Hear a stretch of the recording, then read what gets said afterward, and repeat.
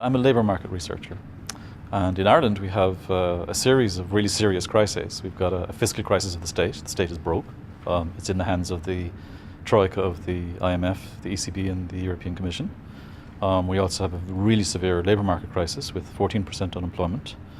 And so the kind of work I'm doing is in many respects quite related to the crisis. I guess one series of projects that I'm working on would be in relation to activation of unemployed people. So it's about helping people to move from unemployment to employment. And so we've done a number of studies to try and figure out what works, what helps people get back to work.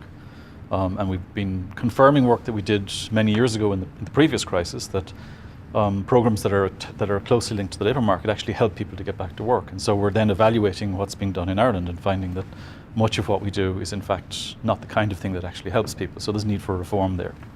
Second stream of work would be comparing public and private sector wages. I mentioned we have a fiscal crisis of the state. I've been looking at the public-private sector wage gap and discovered that in the middle of the 2000s, when we had an economic boom, the gap between public and private sector workers expanded very, very dramatically. And so that research then has sort of fed into the adjustment process, whereby there's been wage cutting rather than letting people go from the public sector as part of the adjustment process. And I guess then the third stream of work I've been working on would be in relation to migration.